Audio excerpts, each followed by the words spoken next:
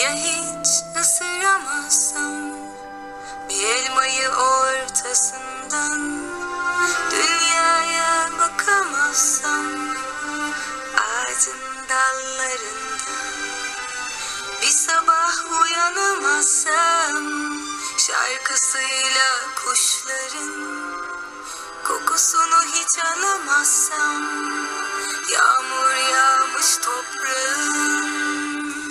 Uyan anne, uyan baba, sadece senin değil dünya. Bugün doyurup da yarınımı aç bırakamazsın.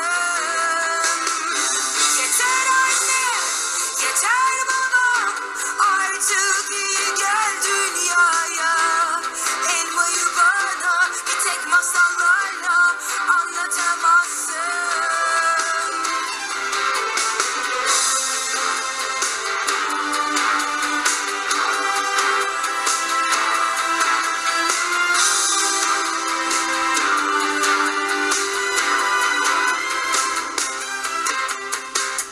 Ya sonbahar gelmezse, yazların arkasından bir yudum su akmazsa, evimin musluğundan peşinden koşamazsam, bir ateş böceğinin göremezsem dansını, arılarla çiçeklerin.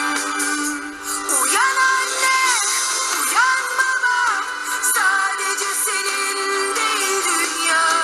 Bugün doyurup da yarınımı aç bırakamazsın.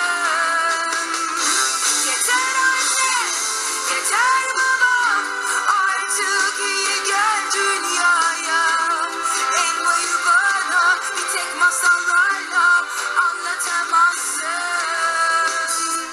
Küçük kollarıma tükenmiş bir dünya bırakamazsın.